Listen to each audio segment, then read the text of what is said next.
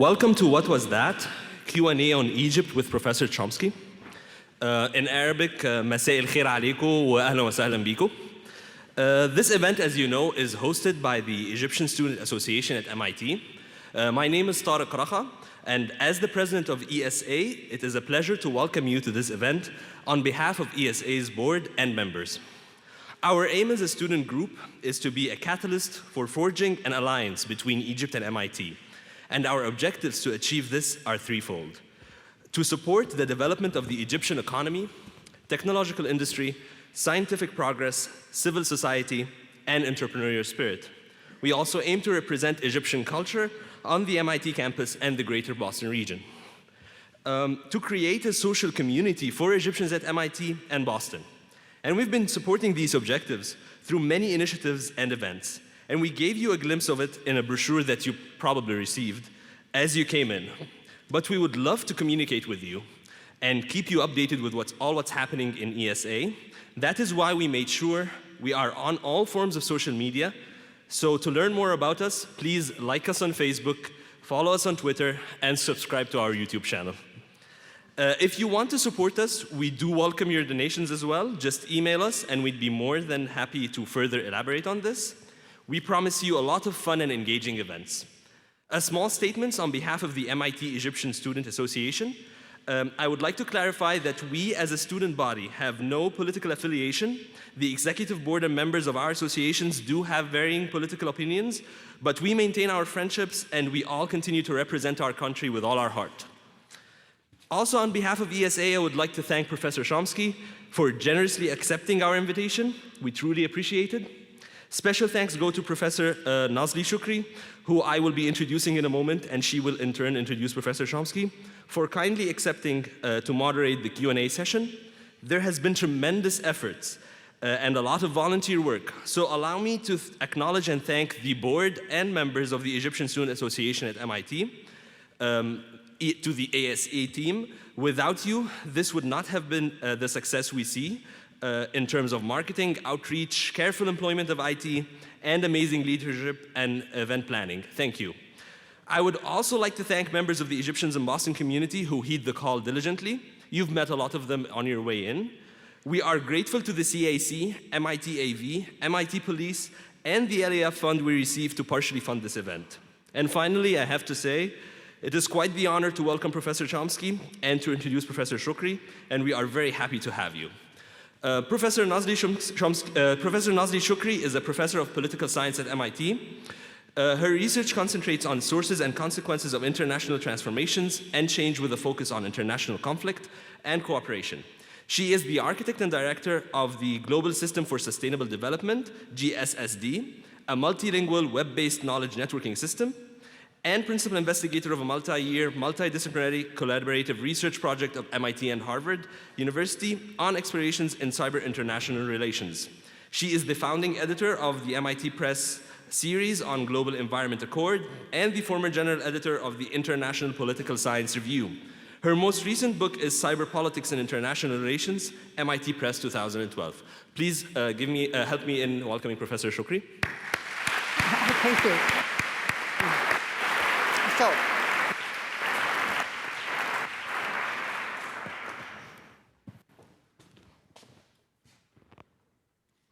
friends, colleagues, and ladies and gentlemen, it is my pleasure to introduce a gentleman tonight, Noam Chomsky, who really needs no introduction. But protocol requires that he be introduced. So very briefly, I shall do so and begin by telling you what you already know, and that is Noam Chomsky is a distinguished scientist, a distinguished scholar, and a political philosopher. At the present time, he is the Professor Emeritus of Linguistics at MIT, where he has taught really all of his career. As most of you know, he is best known as the theorist of transformative generative grammar. And in the process of doing my research for this introduction, I've learned a lot about transformative grammar, generative grammar. And I won't share with you my understanding of it with the theorist right here. A couple more important items from an MIT perspective, and that is that Professor Chomsky is an institute professor. He became so in 1976, and that is the greatest honor that a faculty member can receive at MIT for contributions, professional contributions, scholarly contributions, as well as contributions to the MIT community.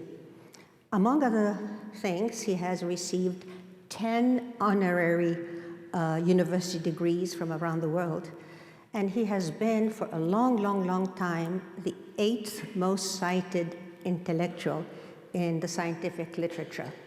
And he's clearly recognized as one of the most influential living scholars in the world.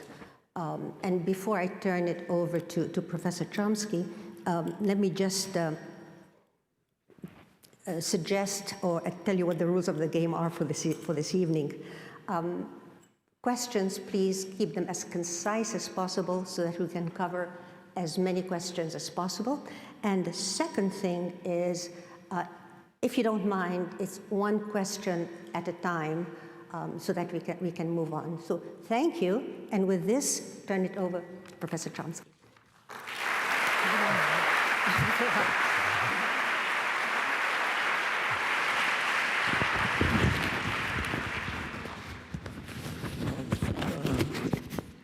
The fact that I'm standing here in front of a large audience in a big auditorium may be misleading, so let me quickly allay any misimpressions. I'm here basically to open a discussion.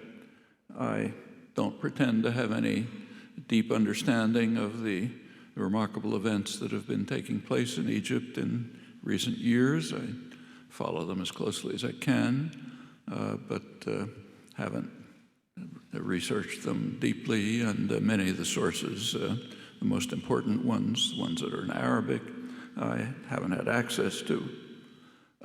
Another reason for my own hesitation is that I find myself in a kind of surprising disagreement with some of my old friends, good friends in Egypt, people whose judgment I've always respected and whose actions I've regarded with much admiration. I'll try to explain why as I proceed. First, give a quick review of some of the most important events, which I'm sure you're familiar with.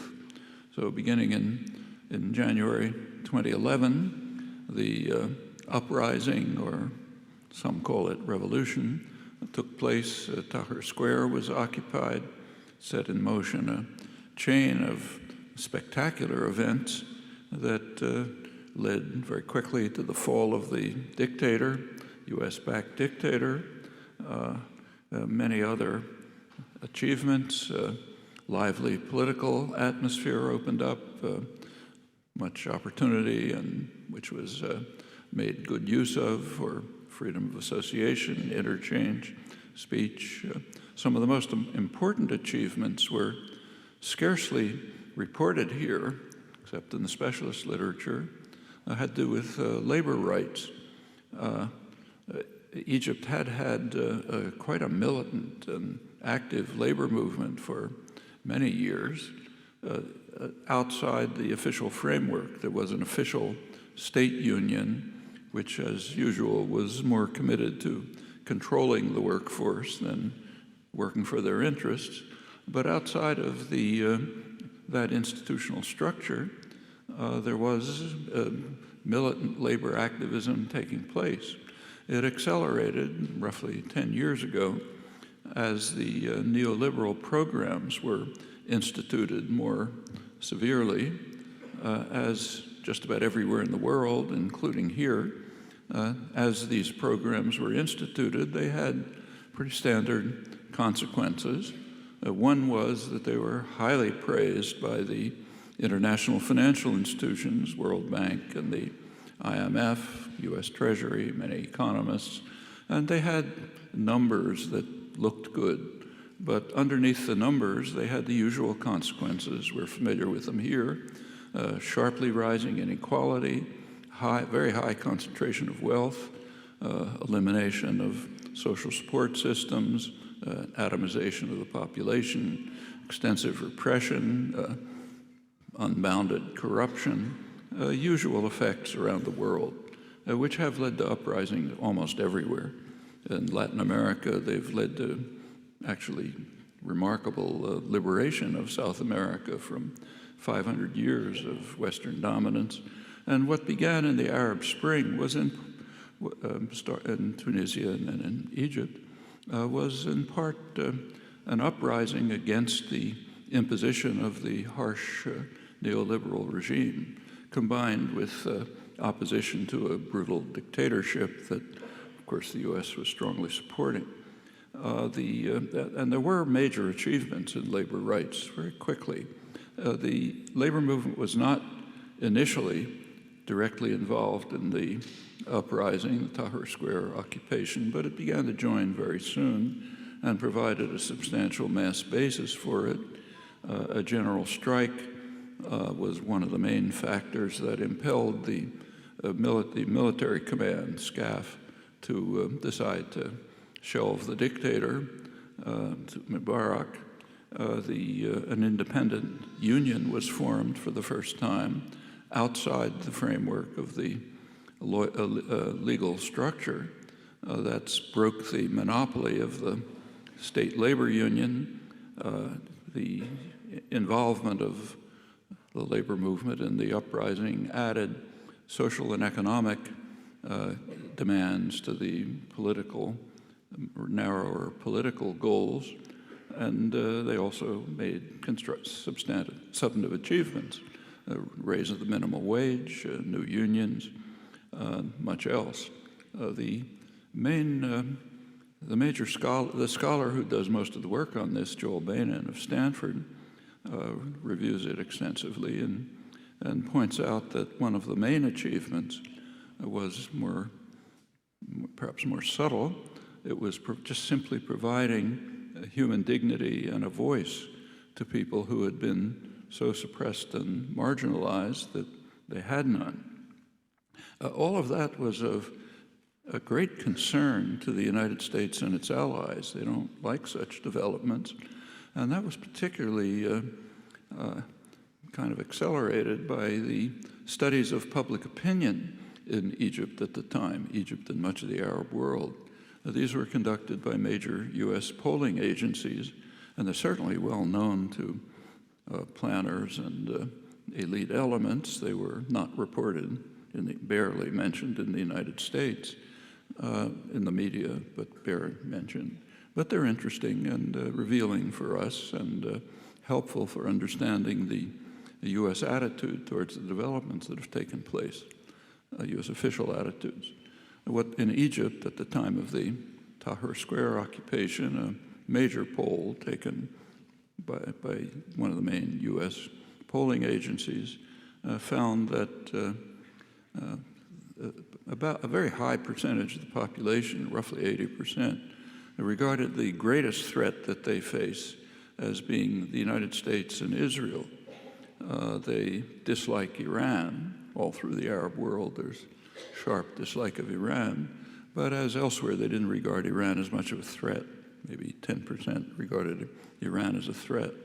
In fact, opposition to U.S. policy was so strong among the population that a majority in Egypt actually thought that the region might be more secure if Iran developed nuclear weapons to offset U.S. and Israeli power. Well, if you have a really functioning democracy, popular opinion is going to influence policy. And it's pretty obvious that the United States doesn't want these policies implemented. And as usual, the fear of democracy guided much of U.S. policy, both suppression of the information for the public here, but also the policy actions. That's actually quite normal. There were elections. The elections were won by Islamists, mostly the Muslim Brotherhood. They had been the best organized group for many years. They were illegal most of the time under the dictatorship, but they functioned. And the organization enabled them, was one of the factors that enabled them to win the elections. The other was that there was many splits in the secular left liberal quasi-coalition, which actually got a majority of the votes. More than half of the Egyptians voted for what was called a revolutionary candidate from those sectors in the last summer's presidential elections.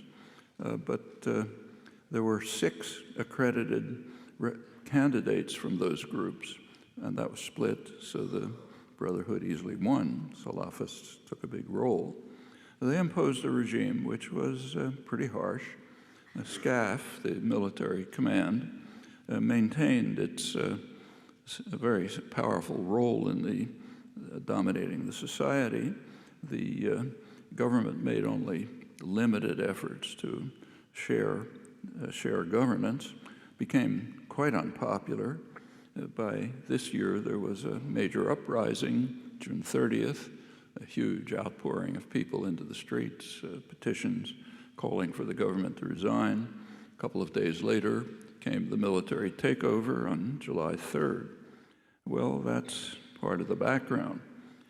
My own personal aspirations and sympathies, and in fact friends, are mostly with the mass popular June 30th uprising movement.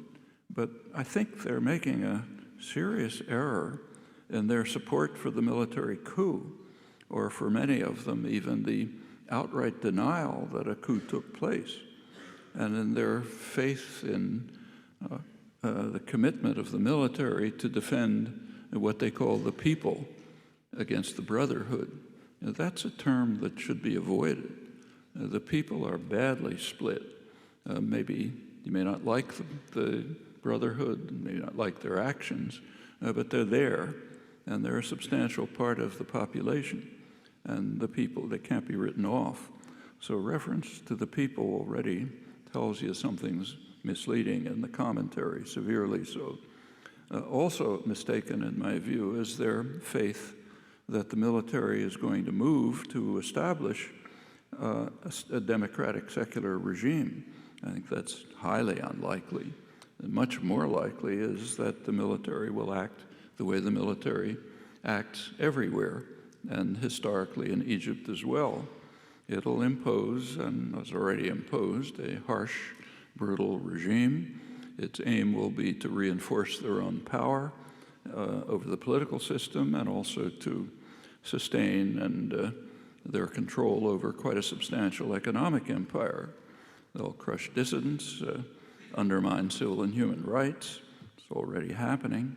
My unpleasant expectation is that my friends, the secular liberal left opposition that has welcomed the military, are likely to be its victims pretty soon, as has happened in the past and is beginning to happen now. One of the most best informed international correspondents in the region, Patrick Coburn, wrote recently after return from Egypt that Egypt is on the brink of a new dark age as the generals close in for the kill, with 10 retired generals and 2 police commanders from the Mubarak era being appointed provincial governors. Egypt is effectively under military rule. There is, of course, huge support from Saudi Arabia and other elements of the most reactionary parts of the Islamic world. The West prefers them to the Brotherhood. The West, the United States, like Britain before it, tended overwhelmingly to support the most extreme radical Islamists in opposition to secular nationalism for understandable reasons, and they don't happen to like the Brotherhood particularly, but that's a different matter. Saudi Arabia and the Salafis are way to their extreme side. It's possible, Coburn predicts, that this may lead to a bloody civil war. Jobina, the specialist on Egyptian labor, writes that security forces, after the military takeover, quickly crushed a militant strike at the Suez, I'm quoting him, at the Suez Steel Company, located in the Canal Zone city that, not coincidentally, was in the vanguard of the revolutionary forces that compelled Mubarak to step down. No matter how popular the army may be at the moment, workers now face an emboldened authoritarian state that is openly hostile to their rights and aspirations. I suspect he's correct. As I said, there have been real gains, maybe lasting ones, but they're in danger, and I think the danger is quite serious. Right now, there are two major power centers. One is Islamist, the other's the military, the latter very much in the ascendance, and with substantial left liberal secular support, which, as I said, I think is a mistake. 2 weeks ago, a new initiative was launched. It's calls itself Revolution Path Front. The main state newspaper, Al-Ahram, describes it as a new anti-brotherhood, anti-military front launched to achieve revolution goals. Contains well-known political figures, activists, labor leaders, and others. The spokesperson at the press conference where they announced themselves was Awal Gamal. He's quite an impressive young left economist. Met him a couple months ago in Egypt. He writes, he said at the press conference, "It has been 2.5 years since the revolution began, and Egyptians have not yet achieved their dream of building a new republic that will provide them with democracy, justice, and equality.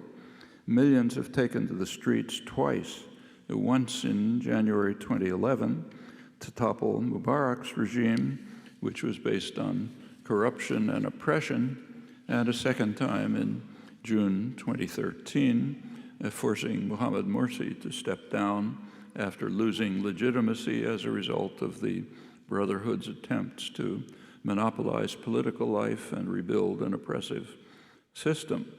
According to Al-Ahram, the aim of the front is to work for the redistribution of wealth, achieve social justice, combat the formation of an oppressive regime, achieve equality between citizens, set the path for transitional justice, and adopt foreign policies that guarantee national independence. If it does, that also guarantees U.S. opposition to it. Is this possible? I don't know. I hope it is. I think it looks like the best hope right now to save Egypt from what might become one of the darkest periods of its history under military rule. Thank you.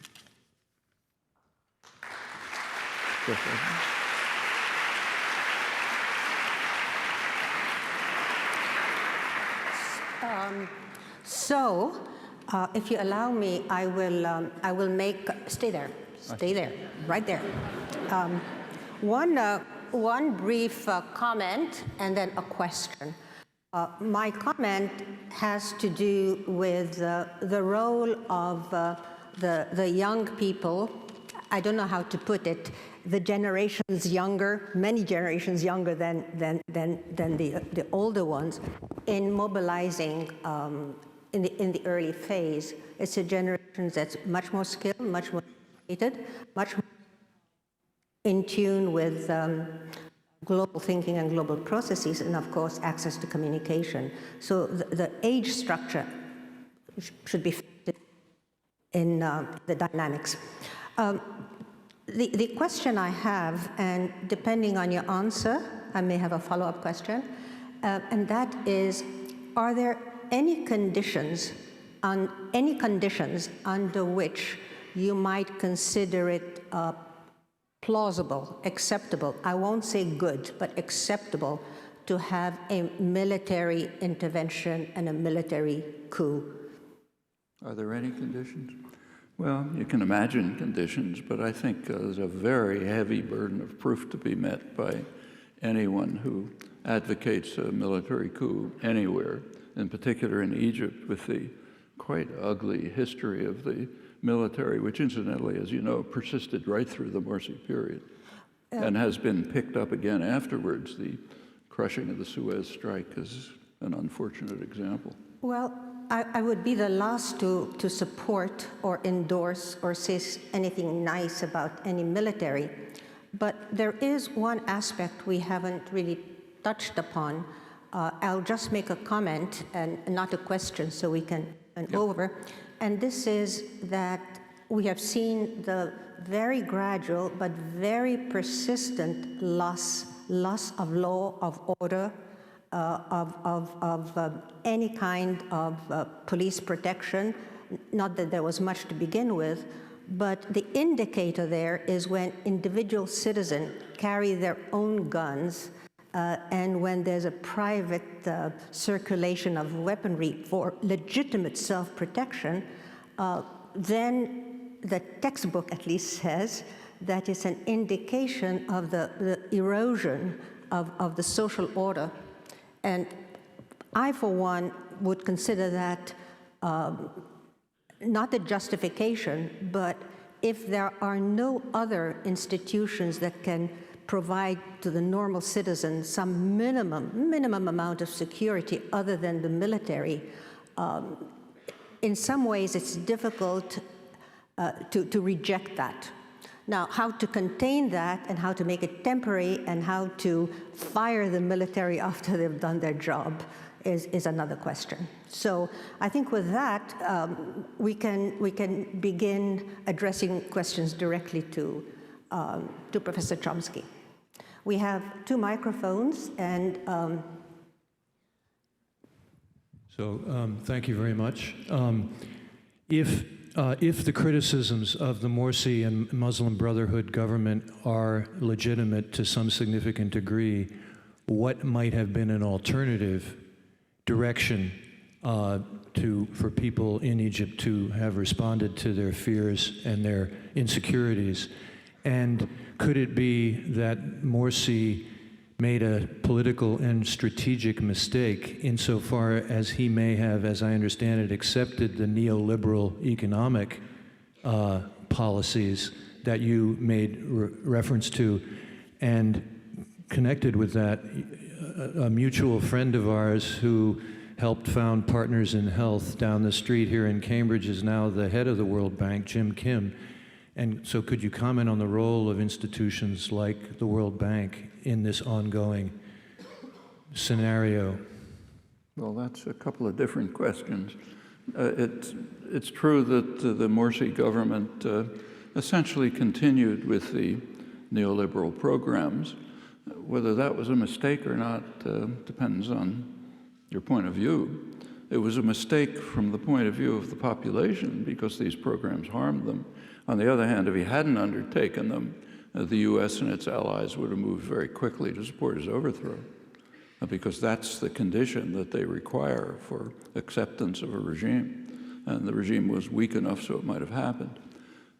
As for Jim Kim, who's a good friend, an old friend of mine, he did take on the presidency of the World Bank, and I think with eyes open and with hopes of changing its direction, and we'll have to see, how far he can achieve those goals. I don't personally criticize him for taking it. I don't think it's possible to just say, I'm going to dissociate myself from all institutions because they're too oppressive and brutal, and that's a possible position, but another one is to try to find a way within them to ameliorate their worst actions and effects. And that's beginning to happen with the IMF as well.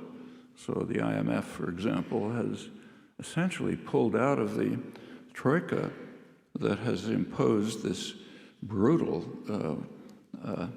austerity program on mainly Southern Europe, and the IMF has backed off. In fact, has come out with studies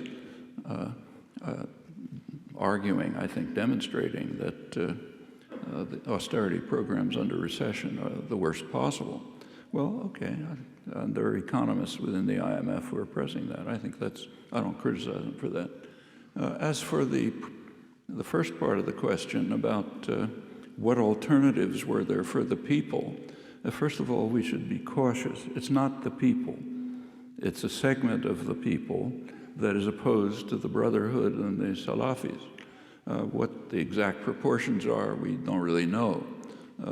One well-informed, very well-informed analyst, Alain Gresh, estimates that maybe a third of the population supports the Brotherhood, and others, the Salafis, or even to the more extreme end. But it's split. And the question is, what could the others have done? Well, there's some answers.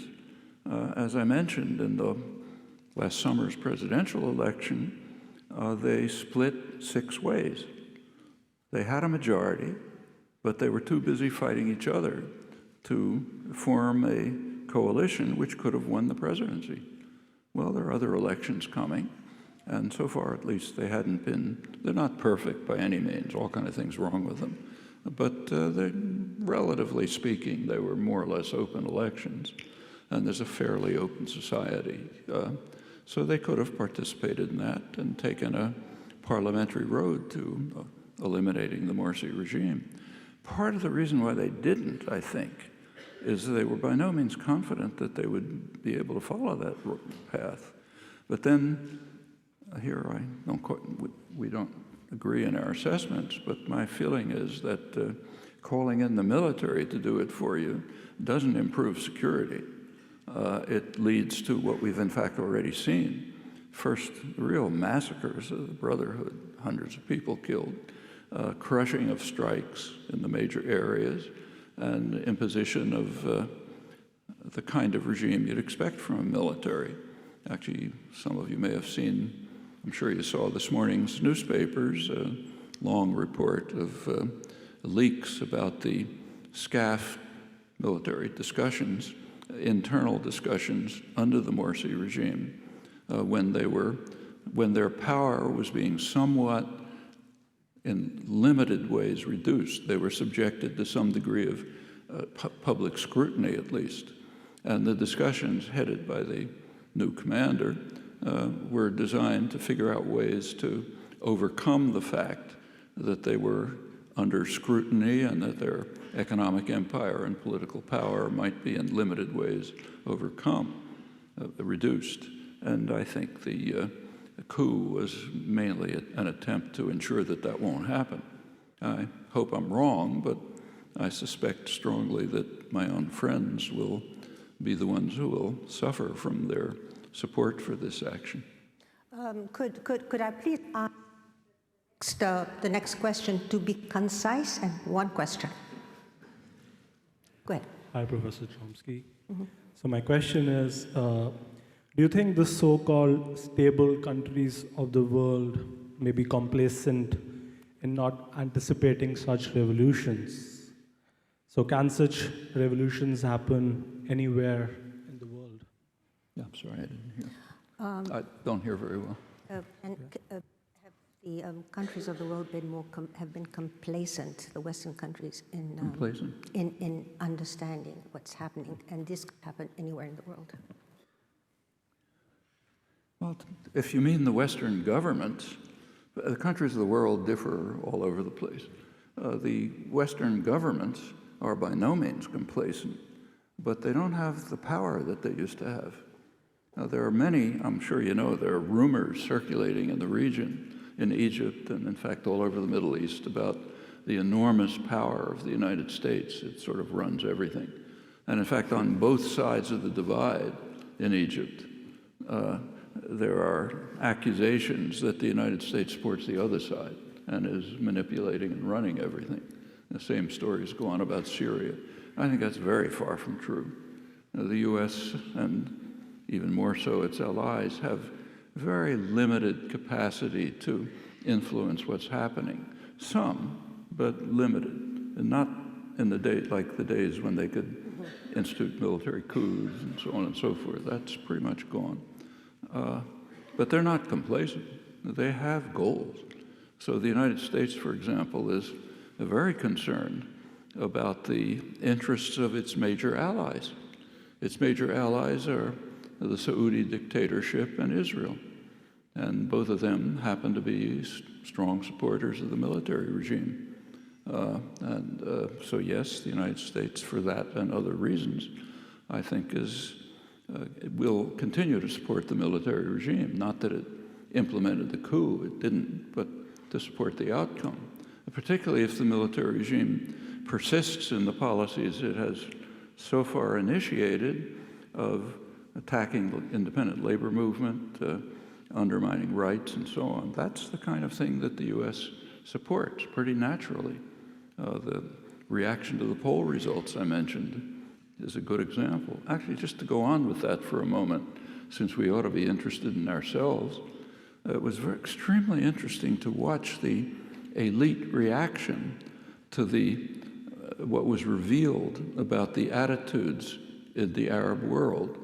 WikiLeaks released documents showing that the Arab dictators, some of them gave pretty strong support to the U.S. with regard to Iran. If you read the newspapers today, they'll talk with enthusiasm about how the Arabs support the harsh U.S. position towards Iran. Well, in fact, the reaction was so extreme that a number of leading commentators in the U.S. and Britain, Jacob Heilbrunn here, Gideon Rachman, and Financial Times in London, actually started joking about how it looks as though the CIA must be running WikiLeaks because they released information that's so supportive of U.S. policy. Well, there's a slight footnote there. They were referring to the attitudes of the dictators. The attitudes of the population are radically different. But for people who have real contempt for democracy, what the people believe just is irrelevant. What matters is the dictators. And if they support us, everything's fine. If the population believes what I just reported, that's an irrelevance. That's an important insight into ourselves. So sure, they're watching and doing what they can, but what they can has limitations. Sir. Thank you, Professor Chomsky, for speaking today, and thank you to the Egyptian Student Association for holding this event. I just wanted to read you a quote and see how you respond to former General Hugh Shelton, who said that General Sisi has put an end to the new Middle East project. Had General Sisi not deposed Morsi, Egypt would have become another Syria, and its military would have been destroyed. That's a prediction for which I don't see much basis. As I mentioned, there were opportunities within the parliamentary system to continue to function. There were threats, undoubtedly. There was repression, much of it coming from the military itself under the Morsi regime. They did not back off from their harsh and authoritarian behavior. In fact, you can see it in the reports that were leaked this morning and in their actions. So yes, they were there, but there still were openings, and I don't see any indication that it was going to turn into Syria. In fact, I think probably the opposite.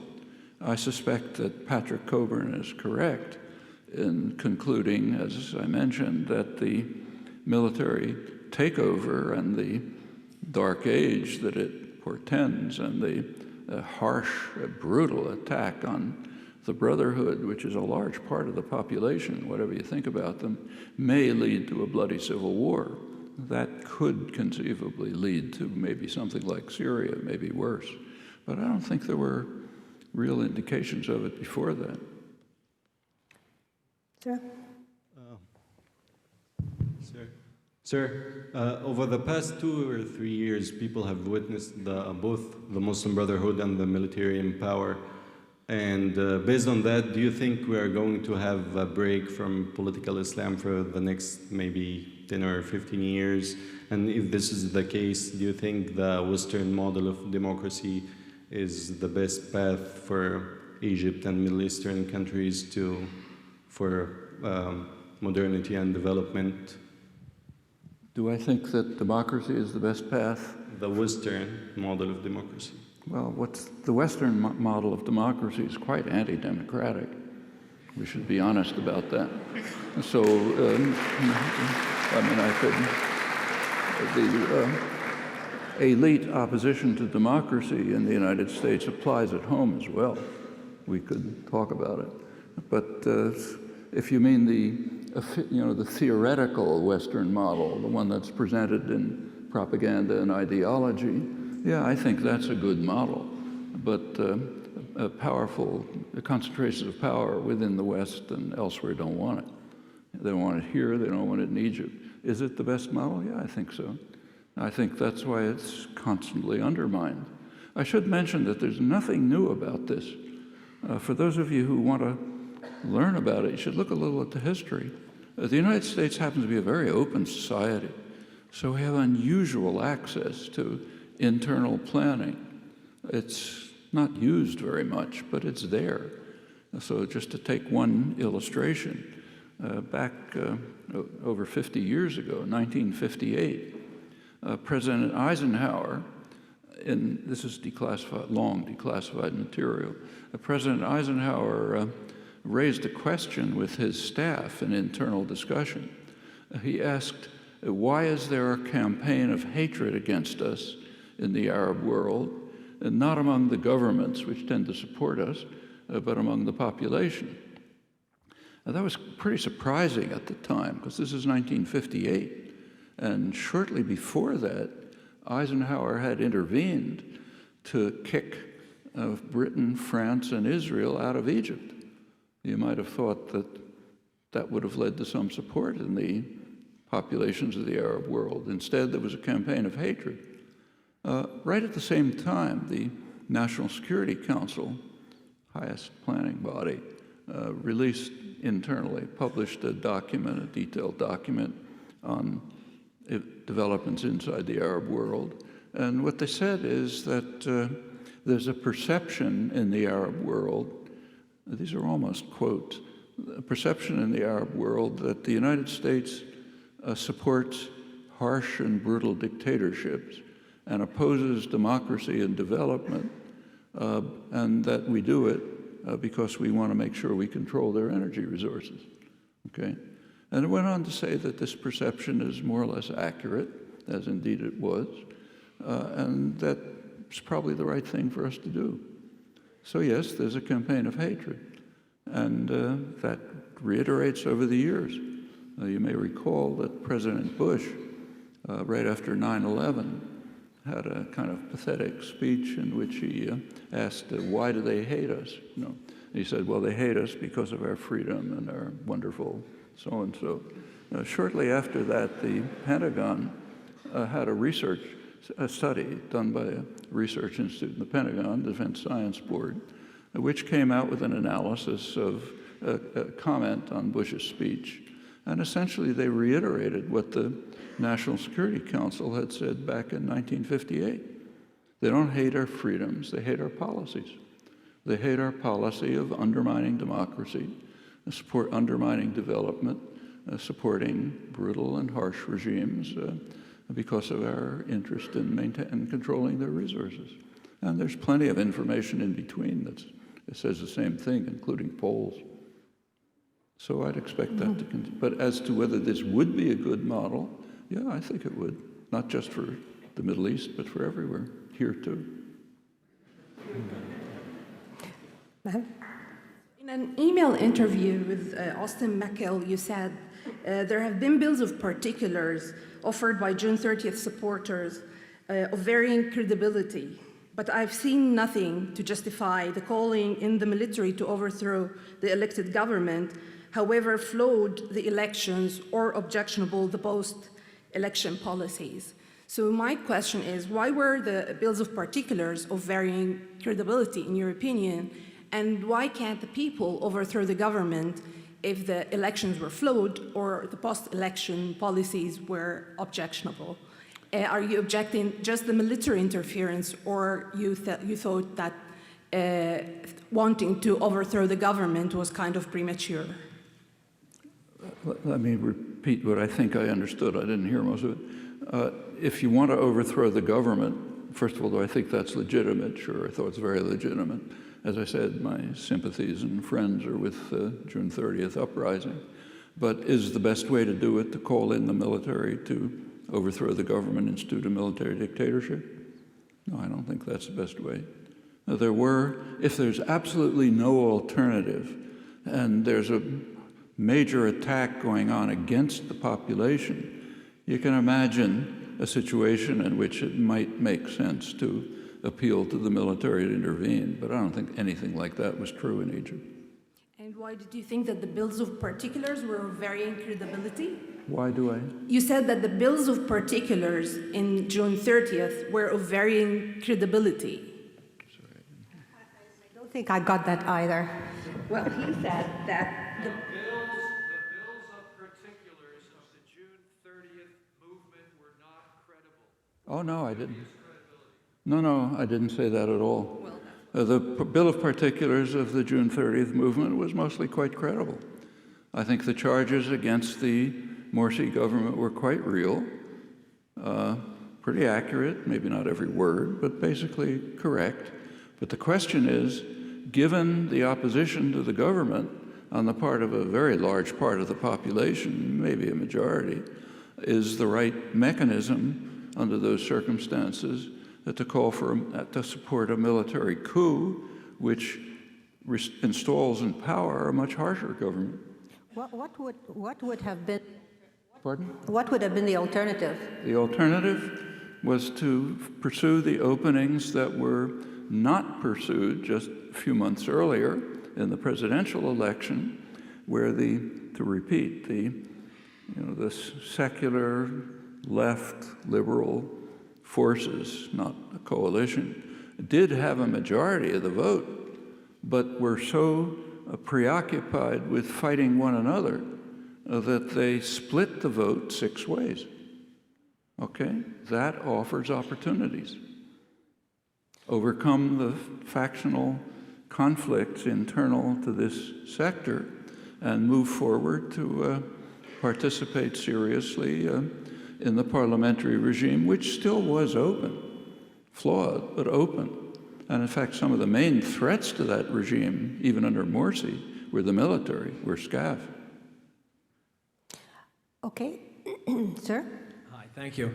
My name is Stan Lawrence, and I'm with Revolution Books and Revolution Newspaper. And I wanted to read a brief quote from Bob Avakian, who's the chairman of the Revolutionary Communist Party, and get a comment.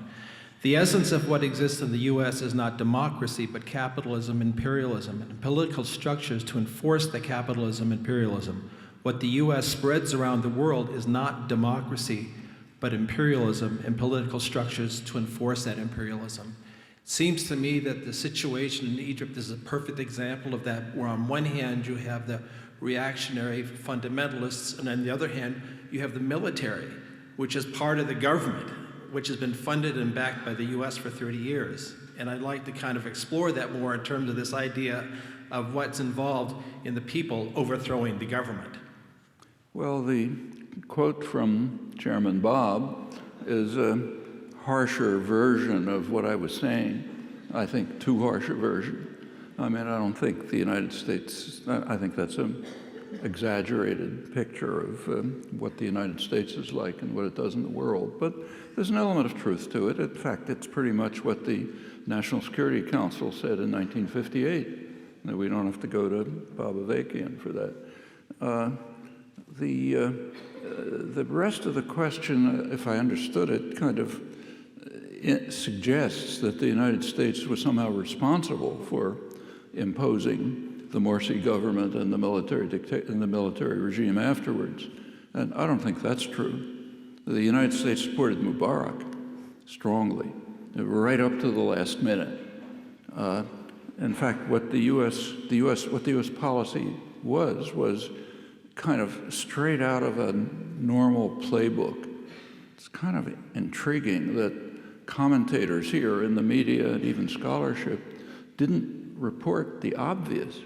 I mean, there's case after case where the United States has supported some favored dictator, and at some point it becomes impossible to sustain him. because maybe the military turns against him, as happened in Egypt. And at that point, there's a playbook. What you do is proclaim your love of democracy, make sure the intellectuals echo it, shelve the dictator, send him off somewhere. In Egypt, they would send him off to Sharm el-Sheikh, and then try to reinstitute the same regime. That's happened so often, it's almost a joke. You know, Somoza, Marcos, Duvalier, Suharto, Mobutu, it's kind of routine. So yes, that's what they did this time. At least there's consistency. What? There is consistency. Consistently, yeah, it's almost always. That's a very rational approach. You know, very simple. There's no reason to be deluded by it. It happens so often, we ought to just kind of laugh when we see it again. But that's not the way it was presented. That's the job of the intellectuals, to conceal all of this from themselves and from others. But to believe that the U.S.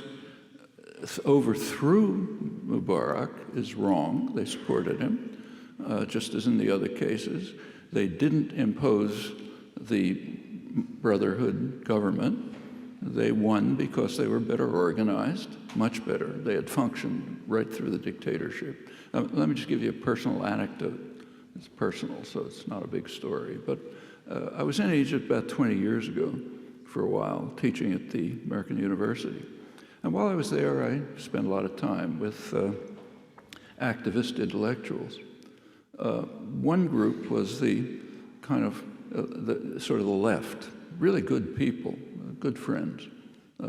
Sid Ahmed, others, really good, courageous people. They'd struggled hard. They'd spent many of them had spent years in Nasser's prisons being tortured. Very dedicated people.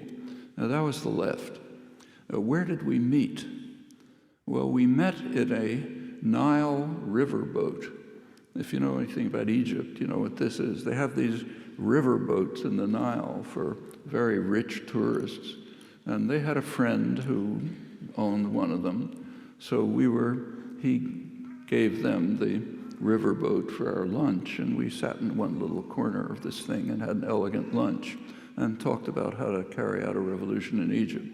That was the left. Now, later I met with a group of people who called themselves Islamic intellectuals. Actually, they were about as Islamic as I am. One of them was a Copt. One of them was the former editor of the Communist Party newspaper. But they declared themselves Islamic intellectuals. And we met in a small room somewhere and talked, and they described what they were doing, and I think accurately. They were trying to work in the slums, you know, set up clinics, small stores, organize people, and so on. That's what they were doing. The left intellectuals were having elegant dinners in riverboats. It wasn't hard to see who's going to win. And that's happened all over the region. This is a personal anecdote, but in fact, it's been going on all over the region. The Brotherhood won for that reason, primarily. The United States didn't do it, and the United States didn't overthrow them. The United States was pretty happy with the Morsi regime. It was doing pretty much what they wanted. I think they prefer the military regime, partly because their major allies are so supportive of it, but also partly because it does carry out pretty harsh repression, like smashing up the strike in Suez. But that's my estimate. We don't have internal documents on this, so it's an impression. Please. Thank you very much for doing this, and I just wanted to, your previous comments kind of touched a little bit on what I'm about to ask. And basically, with the first revolution in January of 2011, do you believe the seeds of the current failure were placed in that because the revolution was incomplete? They overthrew Mubarak and the parliament, but they did not get rid of the judiciary, which was also part of the Mubarak regime, as well as the current generals. They were all part of the Mubarak regime. And you see this when Mubarak was tried. Yeah, he was convicted, but everything that was used to convict him was thrown out, setting him up for an appeal.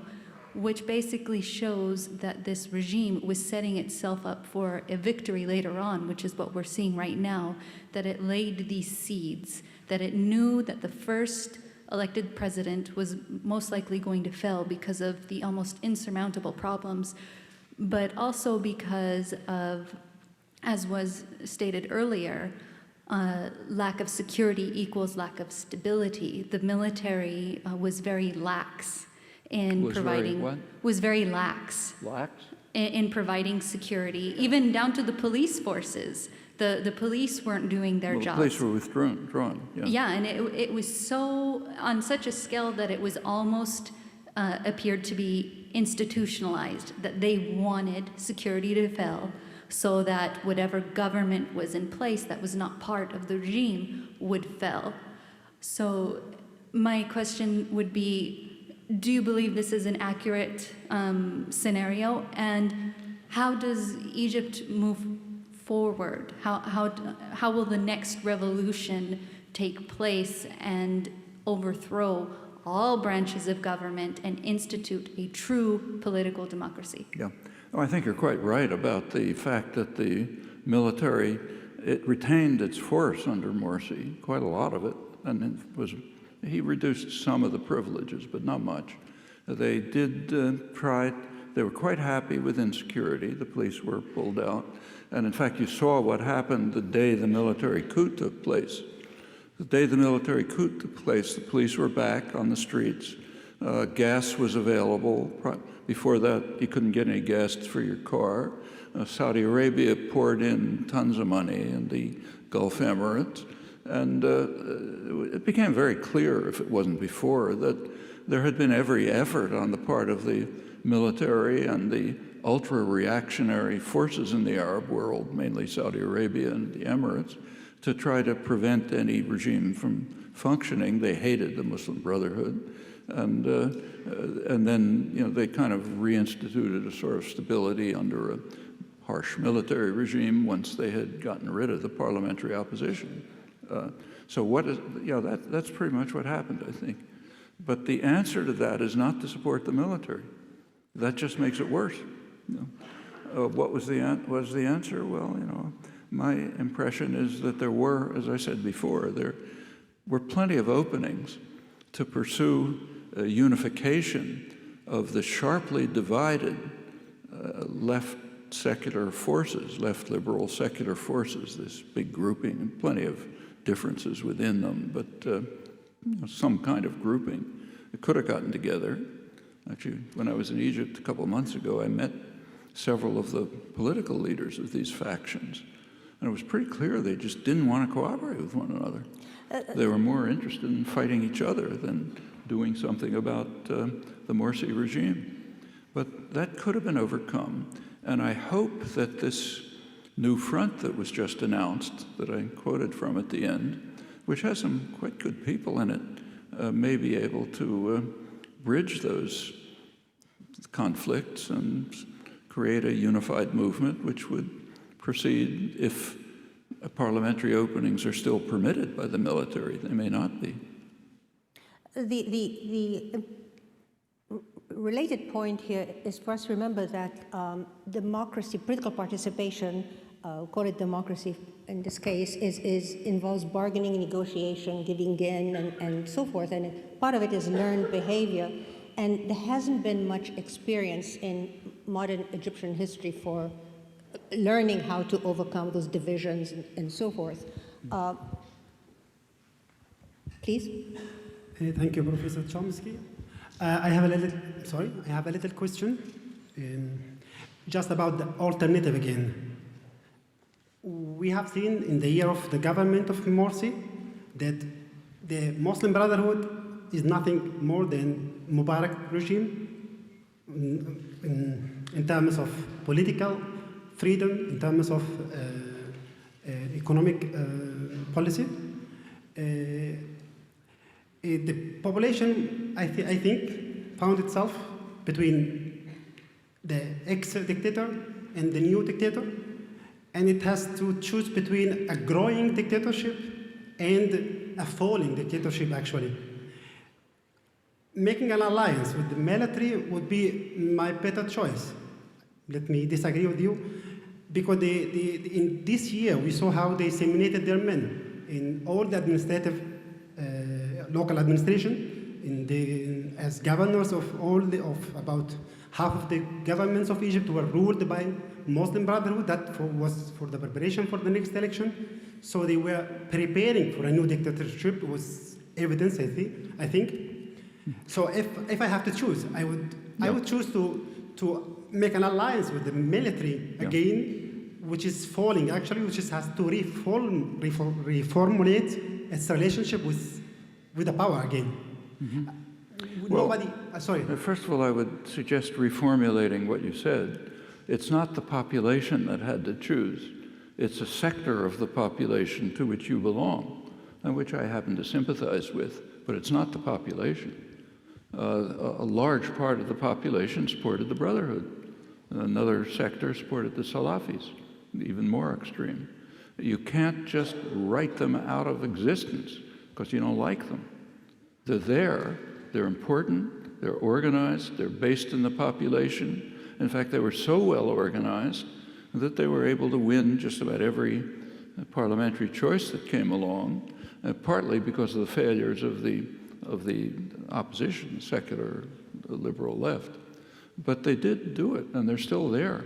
Maybe you can crush and murder and destroy them, but they're part of the population. So to reformulate your question, what could the sectors, first of all, I don't agree that, just factually, that the Morsi regime was as dictatorial and autocratic as the Mubarak dictatorship.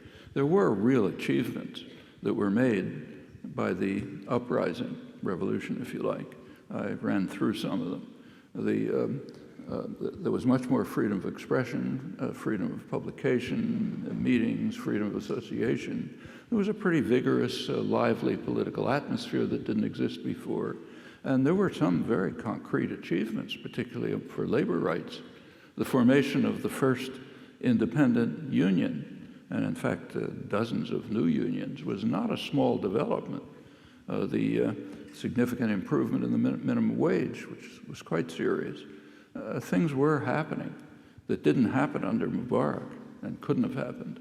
And there were openings for political action, for example, in the last presidential election, which may have persisted to the next one if they had been pursued. But given the actual situation, what should the part of the population that you, and in fact I, associate ourselves with, what should they have done? I think my feeling is what I suggested. They should have worked hard to overcome factional differences, agreed to find a way to work together, participate in the openings that were there, and try to achieve a parliamentary outcome which could then allow them to carry forward their programs. But I think the worst thing to do is to call in the military, which is going to crush these opportunities.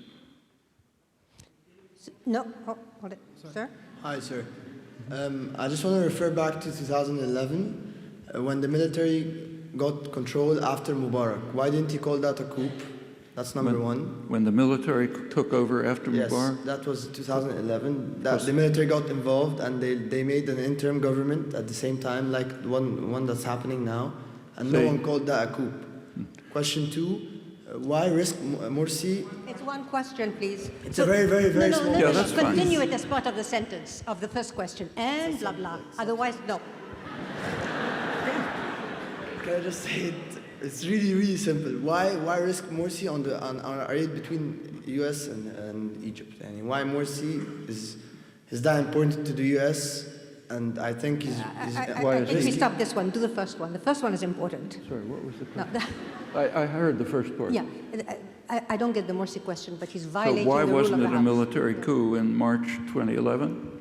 No, I mean when Mubarak left, the military got involved. March 2011? Yeah. Yeah, so And why then- wasn't that a military coup? Yes. Well, because it was kind of like the overthrow of Marcos or Somoza, where at the last minute, when the military realized they could no longer maintain their own dictator, they sent him off to pasture, and they handed the government over to a popular government. That's not a military coup. It's a decision by the military that we can no longer maintain our own dictator, and the best we can do at the moment is subordinate ourselves to a civilian government. That's quite different from a military coup. Sir? Thank you for being here, Professor. My question is, what is the relationship between extremism and repressive social action in an age of austerity? In other words, how does Egyptian social action buttress the extremist ideologies? For example, Sayyid Qutb, him being in prison led to an extremist ideology. Like the Salafi positions or the Saudi positions? Right. Is that what you mean by extremist? Right. Now, I'd call them extremists too, you know. But I mean, what's extremist depends on your point of view. I mean, they'd probably regard us as extremists, you know. I mean, it's not a descriptive term. It's a term reflecting your own position in some kind of spectrum. But yes, from our point of view, they're extremists. But then what's the question? Done. Miss? Mm-hmm. This is dictatorship right here. Good. On June 30th, with 30 million people in the streets, and the majority of them wanting Mubarak to step down and wanting the same results that they got from the January 25th revolution, I in no way support the military coup, but what do you think would have been a solution in that situation on that day? On June 30th? Mm-hmm. Well, first of all, I'd be kind of skeptical about the numbers, as independent observers are. But there's no doubt there were plenty of people in the streets. There was a large popular uprising. The proper move at that point, I think, I'll just repeat it, would be to use that momentum to overcome the destructive, stultifying divisions, factionalism in the kind of left, liberal, secular sector, and to put forth a unified opposition which would participate actively in the openings that were plainly there. Not to call in the military, which is going to put a damper on all of it. And in fact, remember, the military itself was responsible for a substantial part of the repression under the Morsi regime. Bringing them in is not a sensible step. I mean, I have to say what I said at the beginning. My own friends, good friends in Egypt, people I really respect, disagree quite sharply with what I just said. So I say it with hesitation, but that's what it looks like to me. Sir? Hi, do you think in the future it will be possible for the left to work with the Islamists, or at least... Do you think it would be possible for the left, the more secular segment of society, to work with the Islamists in the future, or at least tolerate each other? And if not, how big of a problem would that be? Well, certainly at the moment, at least as far as I can see at the moment, there don't seem to be open opportunities for that. What might happen in the future, who knows? So take, say, Latin America, different situation, but just take that as a model. I mean, for centuries, the Catholic Church, in fact, since the 4th century, had been the church of the persecutors, the church that supported autocracy, power, violence, and so on. In 1962, with Vatican II, that changed. The Vatican II was an effort to, under Pope John XXIII, to reinstitute the Gospels in the Catholic Church. That was a radical act because the Gospels are a radical document. That's why Christians were persecuted in the first couple of centuries. They tried to introduce what was called the preferential option for the poor, the message of the Gospels. It was taken up in Latin America, by priests, nuns, lay people, tried to organize peasants, and so on. What happened? The United States went to war with them, initiated a vicious war against the church, left a long string of murder of corpses, many of them religious martyrs, and it's left, part of that was the overthrow of the parliamentary government's institution of dictatorships, Brazil, Uruguay, Chile, the massacres in Central America in the 1980s, ended in 1989 with the murder of 6 leading Jesuit intellectuals in the university in El Salvador by an elite battalion armed and trained by the United States, fresh from training at the John F. Kennedy Counterinsurgency School in North Carolina, following the orders of the military, top command, to murder the Jesuits and anyone else who was around. Okay, that was the war against the church. Just a couple of days ago, another step was taken. The current ultra-right Archbishop of El Salvador disbanded tutela legal, that's the legal office of the church during the heresy, the period of the heresy when they tried to restore the Gospels. There was a research agency of the church in El Salvador, tutela legal, which compiled information on the murders, the atrocities, the killings, and so on. A couple days ago, it was disbanded by the Archbishop, I'm sure with U.S. support. The war still goes on. Is that possible in the Muslim world? Maybe. And it would have the same response. Professor Chomsky, thank you for joining us today, and thank you for a lifelong, a long life of contribution to the advancement of social justice and political activism. And thank you for the Egyptian Student Association for making this event possible and opening our minds to your thoughts. My question is regarding an environmental issue in Egypt. At the end of Morsi's year-long regime, he tried to consolidate a bitterly divided public opinion by addressing the potential of upstream threat of limiting Nile use and Nile access. So what potential do you think that future regimes will have in consolidating and swaying public opinion on a unifying issue like the Nile River access, as well as using that to the advantage of their political interests? It's quite an important issue. In fact, came pretty close to a war with Ethiopia over damming the sources of the Nile. And that remains a live issue. I don't know. Maybe you can say something. I have no idea how that can be resolved. I think it's a very difficult, latent problem. There are other ways that these issues could be approached. Actually, one of them was suggested by a student at MIT a couple of years ago. I've forgotten his name. There was a student in the mechanical engineering department here, some of you may know him, Egyptian student, who worked on a project to develop a very cheap, easily accessible solar energy.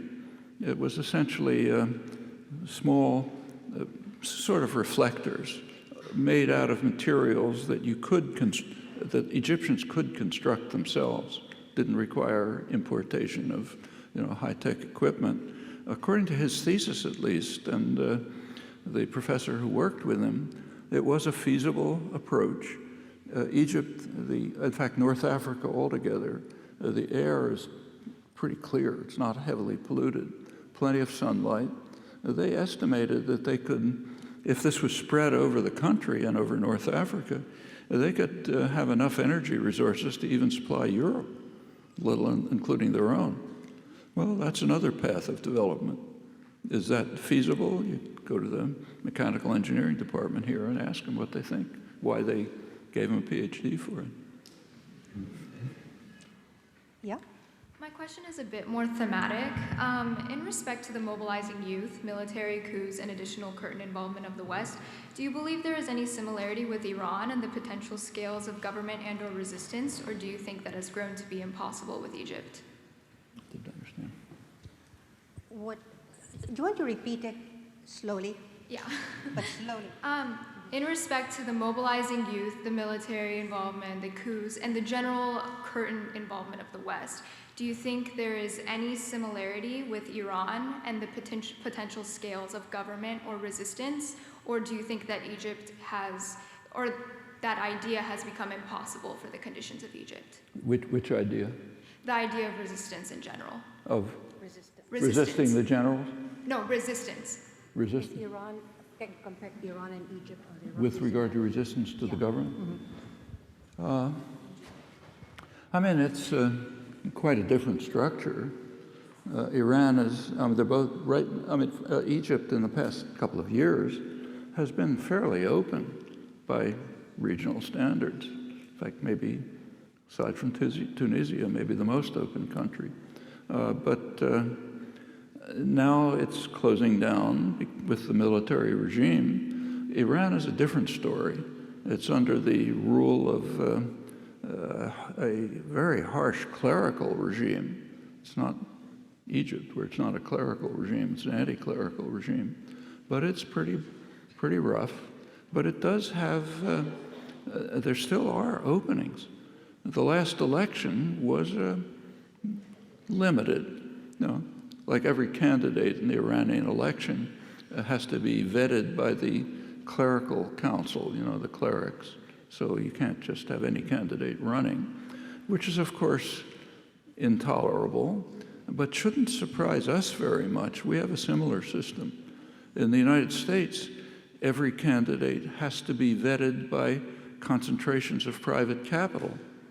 If you can't put together billions of dollars, you're not a candidate. So we don't have clerics vetting the candidates. We have Goldman Sachs and J.P. Morgan Chase and the Koch brothers and so on vetting them, which is wrong in both cases.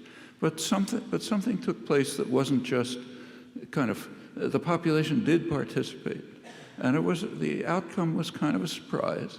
The most, not very, but the most reformist of the admitted candidates won pretty easily, and there's some changes. People in Iran, at least the ones I can hear from, are pretty happy with it.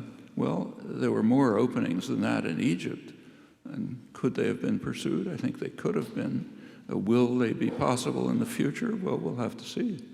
Depends what the military is going to permit. Thank you, Professor. Much has been made about the role of social media in the events in Egypt and indeed throughout the Arab world.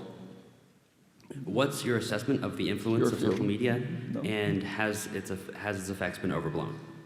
You want to talk about it? I should. You answer. She's the expert on it, so I shouldn't talk about it. It's obviously there was an effect. How big the effect was, I think, it's not so clear in my opinion. So, for example, there was a point at which Mubarak closed down the internet to try to block the use of the internet for organizing activism and so on. It didn't stop the activism. It just took another form, and in fact, a pretty effective form through other forms of direct communication. So yes, they're useful, but it's not I don't think it's a revolutionary change. Many uprisings have been carried out and succeeded without the internet, before the internet. It can be used effectively. It can also be used, as we know, as a technique of control and domination. Just take a look at the Snowden revelations. The power systems, anyone, corporate or state, are going to use whatever technology they can get their hands on to try to control their domestic enemies, the population. We're seeing it very dramatically here. So it's a double-edged sword. It's true of most technology. Can be used to oppress, can be used to liberate. Sir? Many people in Egypt right now think it's the right time for the current regime to make a change of direction with regard to international policies and make a shift to the east and establish a powerful relationship with Russia and China like it used to be during the 60s. there was a very powerful relationship between Egypt and the Soviet Union. Do you think this is happening, like China will be a big ally for Egypt in the next 10, 15 years? China certainly has interests in the region, but for the time being, they appear to be primarily commercial interests.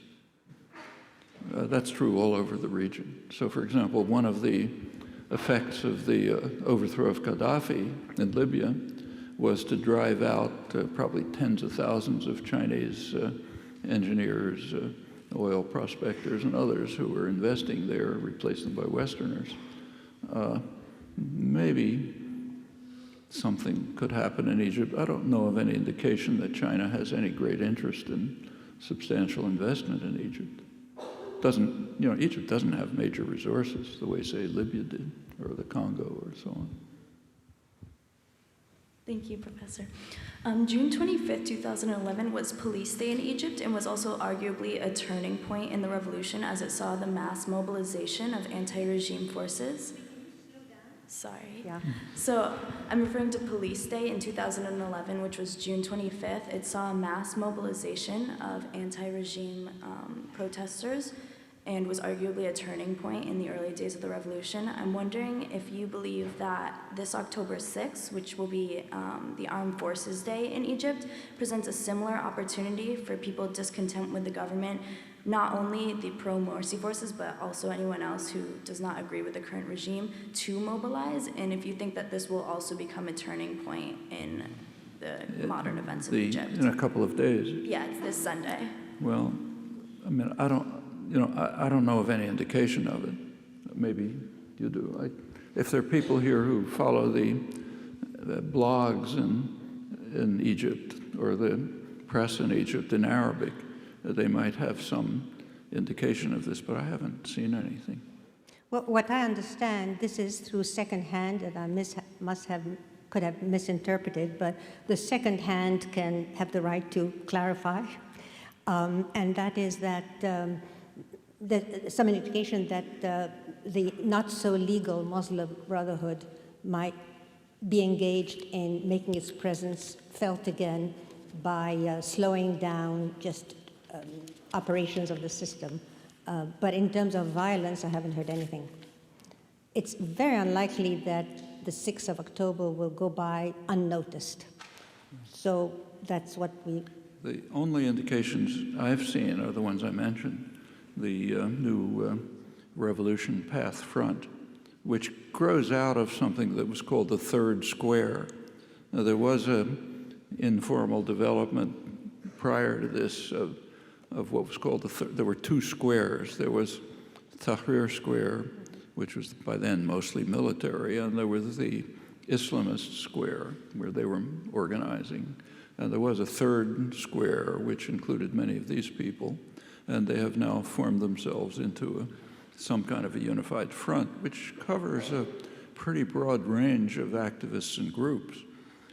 How far they can go, I don't know. I personally like their policies and the people, but just don't know how much popular support they can get mobilized. Firstly, I just want to thank you for coming to speak on this topic. My question has to do with the division in the population and how you say that you see it unlikely for the Islamists and the secular left to begin to cooperate. I'm wondering if you see any way for us to begin to bridge the gap in order to minimize the lack of security and the day-to-day violence that all Egyptians are suffering from regardless of their political views. In Egypt, is there a possibility for the competing blocs to get together and cooperate? Yeah, just in terms of minimizing the lack of security. I'd like to believe it, but I think that the direction in which things are going are more like what Patrick Coburn described, towards what could turn out to be a bloody civil war. What you're suggesting would be very welcome, and there always are possibilities, but at least I don't see anything happening in that direction. Can I ask you a question? Do you see anything optimistic in Egypt? At all? Yeah, I think what's optimistic are the lasting achievements of the initial Tahrir Square uprising, including what I mentioned. Again, a much more lively political atmosphere, empowering of people, what Joel Biden pointed out, giving people a sense of dignity and voice, and the concrete achievements, mainly partly political participation, which was a real achievement, but partly the labor movement, which is very significant, I think. The establishment of the first institutional break with the Mubarak regime, the very first, was the establishment of the Egyptian Independent Trade Union Federation. That's significant. Before that, there had been no officially recognized independent union. Now it broke that monopoly, and since then there's been plenty of significant labor activism in the major centers, major textile centers, industrial centers, Suez. That's why the military clamped down so hard on them. But it's still there. And I think these are, in fact, one of the main labor leaders, Kamal Abbas, is part of this revolution path front. I don't know how many others are involved because there hasn't been much evidence, but I think those are so far lasting achievements. Can you go on from there? Well, I think that's optimistic. Thank you, Professor. Professor, mine is a little broader question. So we saw that in Libya, it took a civil war for the transition from an autocracy to a democracy, what we see today, the new system. In Egypt, it took the intervention of the military. Against Syria, we've seen a civil war. My question is that for an autocracy/dictatorship in the Middle East, can there be an alternative route for transition to democracy that does not involve a civil war or a military intervention? Is there an optimal route apart from what we have seen so far? Can there be in the Middle East democracy uprising without military intervention? And a civil war. I mean, the dubious routes that we have seen so far that have brought more damage than benefit, can there be another optimal route? Well, I would put it a little differently. Can there be moves towards democracy with military intervention? I suspect probably not. Military intervention, I think, is going to tend to block it. There have been steps forward without military intervention. In the original uprising, Tahrir Square, the only military intervention was to decide that they can't sustain their own dictator any longer, so they'll send him off to Sharm el-Sheikh with U.S. support and try to restore some degree of power. That's not military intervention. Unfortunately, the military was not tamed and controlled, and now it's taken power again. But wherever the military intervenes, I think it's almost inevitably going to be a regressive step. But there was progress in Egypt. I think some of it remains. It's threatened, but it remains. Tunisia, same story. Ennahda, the governing Islamic party, has just kind of backed off in the last couple of days, in fact, seems to be allowing more openness of participation. I think that's a good thing. In Syria, what began as a democratic uprising was crushed by brutal violence and became a vicious civil war, which is driving the country to suicide. It doesn't have to happen. In the dictatorships, the oil dictatorships, the ones that the U.S. and its allies really care about, there were some, Saudi Arabia in particular, there were small efforts to join the Arab Spring, very small. So calling something on Friday, the so-called Day of Rage. But that was crushed so quickly that people in Riyadh were afraid to go out into the streets. In eastern Saudi Arabia, where most of the oil is, and it happens to be a largely Shiite population, there have been continual uprisings, brutally suppressed. U.S. backs it, of course. In Bahrain, kind of the same. Not much in the other Emirates. those remained what's called stable. They were the military regimes, clerical military regimes, were able to crush steps towards popular uprisings, but it may not be forever. And so that's not the only case. The Arab Spring actually began in a place that is rarely discussed, Western Sahara, Arab country. It's the last colony in Africa. It's under UN jurisdiction. It's supposed to undergo decolonization. And there's been, what happened is as soon as a move was made toward decolonization, I think 1975, Morocco invaded because they want it, and started sending in lots of Moroccans to try to overwhelm the domestic population. Pretty harsh repression and war, in some ways similar to Palestine, at the opposite end of the Arab world. Must have been October 2010, there was an uprising in Western Sahara, tent city, and the capital with efforts to try to impose reforms. The Moroccans crushed it very quickly. The Sahrawis, the native population, took it to the UN Security Council, which is responsible for decolonization in the last colony. It was blocked in the Security Council by France, which is a supporter of Morocco with US support. But that was the first uprising in what became the Arab Spring. Is that finished? Not necessarily. Similar questions arise in Palestine, which is also basically colonized. So we're now going to have our final question. And thank you, Professor. My question would be regarding Hamas and why there has been an escalated anti-Hamas propaganda in the Egyptian media lately that surpassed the level that it was in the Mubarak regime, and what level did Hamas play in the Egyptian politics throughout the Morsi regime? The anti-Hamas propaganda. Yes. And the anti-Palestinian propaganda in general under the current military regime. Yes. That's been pretty striking. It wasn't so great under Morsi.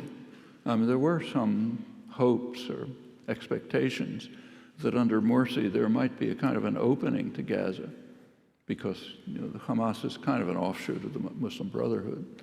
So it was anticipated that there might be some opening of the border.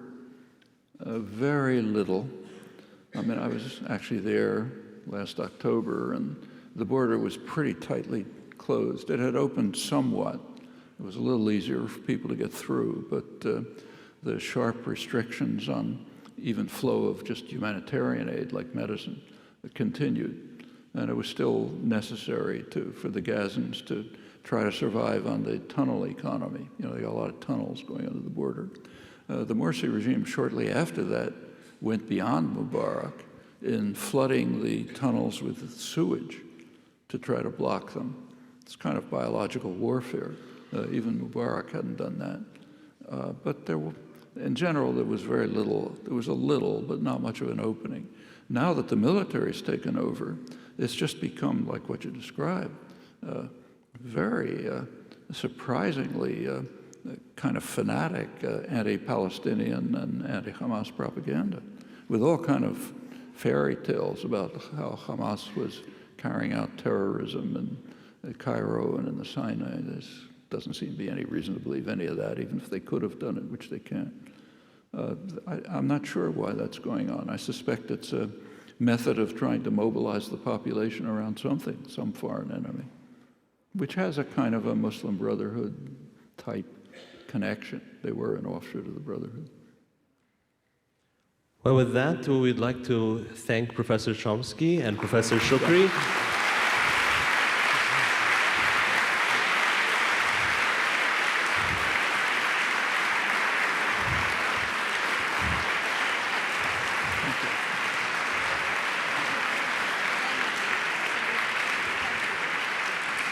It has been a pleasure, and we will see you in the next event, and thank you very much for coming.